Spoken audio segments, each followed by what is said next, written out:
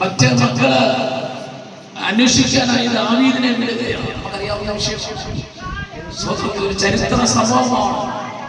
ദാവീദ് അവർക്ക് കഴിക്കാനുള്ള എന്താ ആഹാരമൊക്കെ പൊതിഞ്ഞു കെട്ടി സഹോദരന്മാരുടെ ക്ഷേമം അന്വേഷിച്ച് കടന്നുമ്പോൾ ഏലാ താഴ്വരയിൽ ഒരുവൻ നിൽക്കുകയാണ്. ഫിലിസ്ത്യ മല്ലനായ ഗോലിയാത്ത്. സ്തോത്രം. എന്നിട്ട് വെല്ലുവിളിക്കുക, നാളെ നേരമാകുമ്പോൾ സ്തോത്രം ചെയ്യുന്നു. അത് ഏലിയാവിനെ ഭീഷണിപ്പെടുത്തിയ നാളെ നേരമാകുമ്പോൾ അവരിൽ ഒരുത്തനെ പോലെ നിന്നെ കൊന്നു കളയുമെന്ന് ഇസബേൽ പേടിപ്പിച്ചെങ്കിൽ ഗോലിയാത്ത് പറയുക, നിങ്ങളെ കൊന്ന് ആകാശത്തെ പക്ഷികൾക്കും കാട്ടിലെ മൃഗങ്ങൾക്കും നിങ്ങളുടെ ശരീരങ്ങളെ ഇട്ടുകൊടുക്കുമെന്ന് പറഞ്ഞ് വെല്ലുവിളിക്കുകയോ എന്നത് പറഞ്ഞ പോലെ നമ്മൾ താമസിക്കുന്ന ദേശത്ത് പിശാച് വെല്ലുവിളിക്കുന്നത് നിന്നെ കൊന്നുകളയും, നിന്നെ തീർച്ചകളയും, നിന്നെ ഇല്ലാതാക്കും എന്ന് പറഞ്ഞ പിശാച് കടന്നു വരുമ്പോൾ ഇന്ന് മുതൽ നമ്മളെ സംരക്ഷിക്കുന്ന, നമ്മളെ കാര്യം ചെയ്യുന്ന ഒരു കർത്താവ് ഇന്ന് മുതൽ ഇതിനകത്ത് വന്നിട്ടുണ്ട്. വിശ്വസിച്ച് ലോകമാകട്ടെ ചത്തുകൊണ്ടുവരുവാൻ കഴിവുള്ള ഇന്ന് മുതൽ നമ്മുടെ നടുവിലുണ്ട്.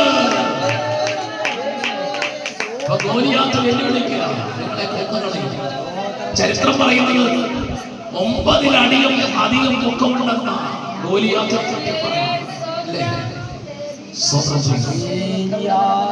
എന്നാൽ ദാവീദ് ശൗലിന് തോള് മുതൽ പൊക്കമുള്ളവർ.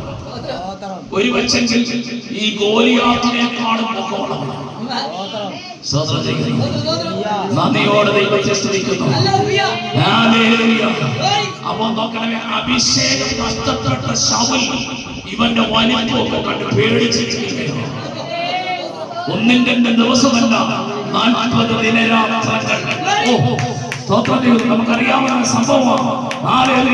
അപ്പോഴാണ് ബാലനായ ദാവീദ് സഹോദരന്മാരുടെ കാര്യം അന്വേഷിക്കാൻ വരികയാണ്. അന്നേരം പറഞ്ഞൊരു കാര്യമുണ്ട്, ഈ അഗ്രജമ്മയെ ഓർത്ത് നിങ്ങൾ ആരും ധൈര്യപ്പെടേണ്ട, ഇവന്റെ കാര്യം ഞാൻ ഏറ്റു. ഒരിക്കൽ അപ്പന്റെ ആളുകളെ പിടിക്കുവാൻ ഒരു കരടിയും സിംഹവും വന്നപ്പോൾ എന്റെ കയ്യിലൊന്നുമില്ലാതിരിക്കെ അതിന്റെ സിംഹത്തിന്റെ കരടിയുടെ വായിൽ നിന്നും ആട്ടുകുട്ടിയെ ആളുകൾ പിടിച്ചെടുത്ത ഒരു ദൈവം, എന്റെ ഏറ്റവും ദൈവമുണ്ട്. ആളുകളെ താടിക്ക് പിടിച്ച് സിംഹത്തിന്റെ കരടിയെ അടിച്ചു കൊണ്ട ഒരു ദൈവമുണ്ട്.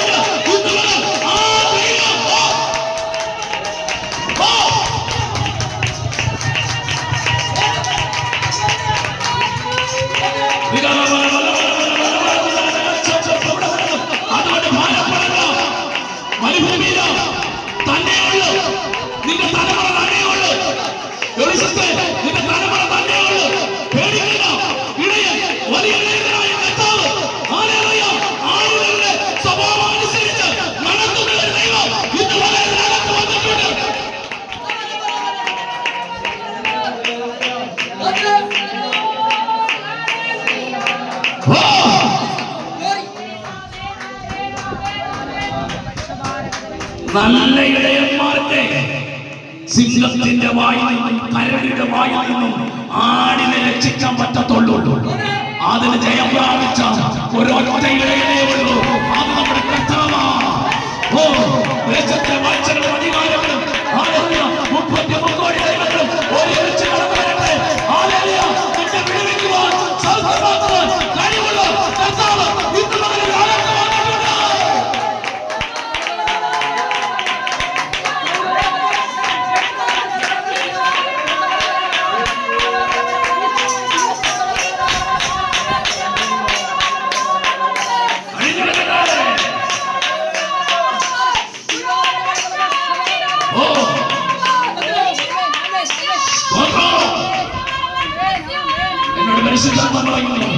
ചില വ്യക്തികളെ ലക്ഷ്യപ്പെട്ട, ചില ഭവനങ്ങളെ ലക്ഷ്യപ്പെട്ട ദേശത്തെ ഫെലിസ്ത്യ മല്ലന്മാരെ പോലെ വെല്ലുവിളിക്കുന്ന ദേശത്തിലെ ശക്തികൾ നിന്നെ തകർത്തുകളയും, കല്ലറിന്റെ കാക്കയെ പോലെ ചിതറിച്ചുകളയുമെന്ന് പറഞ്ഞു വെല്ലുവിളിച്ച് കടന്നു വരുന്ന ചില ചില പോരാട്ട ശക്തികളുണ്ട്.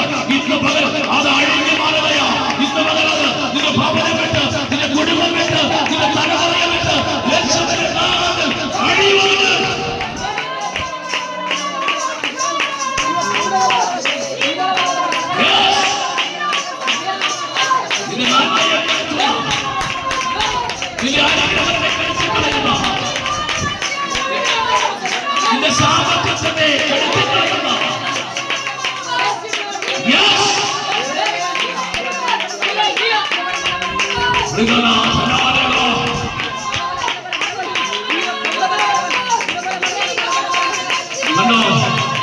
യോസഫിനെ മാത്രമല്ല, ആട്ടിൻകൂട്ടത്തെ പോലെ യോസഫിനെ മിസ്രയീമിൽ നടത്തിയെങ്കിൽ നിന്നെയും എന്നെയും ആട്ടിൻകൂട്ടത്തെ പോലെ, ആട്ടിനെ പോലെ നടത്തുന്ന ഒരു ദൈവമാ.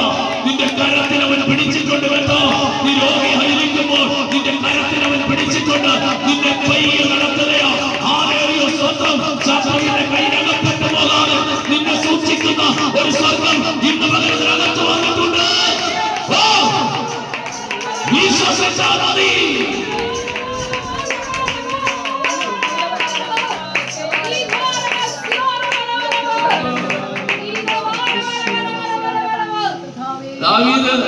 രാജാവ് ശൗൽ രാജാവ് സമ്മതിച്ചു. അറിയാവുന്ന വിഷയമാണ്. നീ ചെയ്തോളാം. എന്ത് കിട്ടും ഞാൻ കിടക്കുന്നില്ല.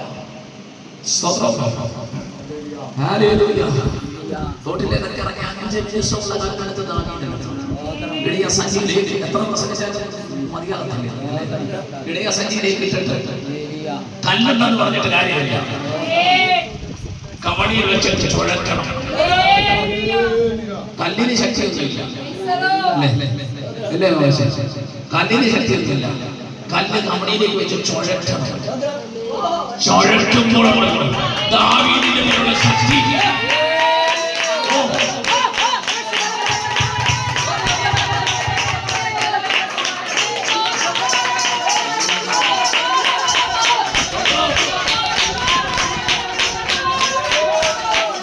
ഒരു കല്ല് കിടക്കുക, ആടിയുടെ കല്ല് കിടക്കുക, ഒരു മാങ്ങ എറിയണം.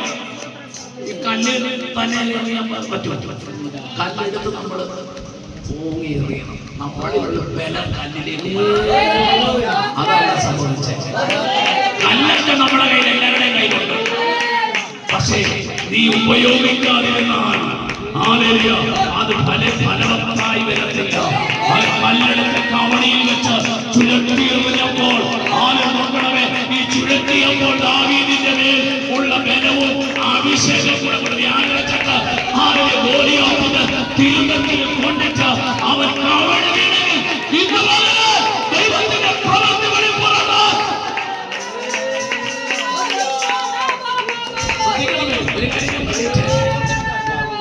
ഇസ്രായേലിലെ ആടുകളെല്ലാം കൊന്നുകളയൊന്നും പറഞ്ഞൊരു ചെന്നായി അപ്പൊ കർത്താവ് പറഞ്ഞു, എന്റെ ആവശ്യമില്ല, അതിനകത്തൊരു കുഞ്ഞാടിനെ തിരഞ്ഞെടുത്തു. ഏരാ കുഞ്ഞാട്? അങ്ങോട്ട് എല്ലാം ഗോലിയാത്തിനെ ഒരു കുഞ്ഞാടിനെ കൊണ്ട് തകർത്ത് കളഞ്ഞെങ്കിൽ നീ ഞാൻ നിസ്സാരക്കാരല്ല കേട്ടോ. നിന്റെ മേൽ പകർന്നിരിക്കുന്ന അഭിഷേകം ഉയരത്തിന്റെ അഭിഷേകമാ. രോഗത്തിന് കീഴ്പ്പെടുത്താൻ പറ്റത്തില്ല, ശാപത്തിന് കീഴ്പ്പെടുത്താൻ പറ്റത്തില്ല. കാരണം ശാപത്തിന്റെ മേൽ ദയവെടുത്തവൻ, രോഗത്തിന്റെ മേൽ ദയവെടുത്തവൻ ഇതിനകത്ത് വന്നിരിക്കുക. തയ്യാറാണ്. നിന്നെ കൊണ്ട് ചിലത് സ്വർഗ്ഗത്തെ ഏൽപ്പിക്കാൻ പോകുക.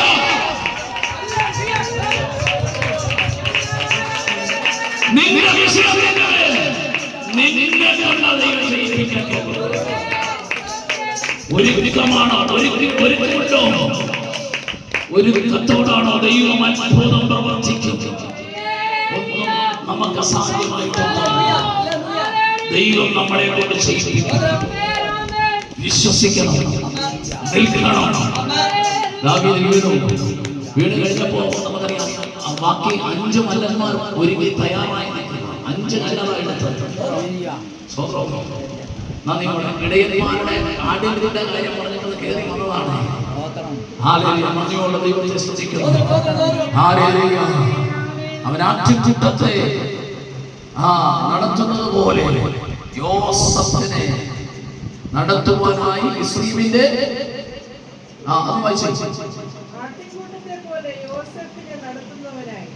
യോസഫിനെ നടത്തുന്നവനായി ഇസ്രായേലിനായുള്ളവേ ചെവിക്കൊള്ളണമേ.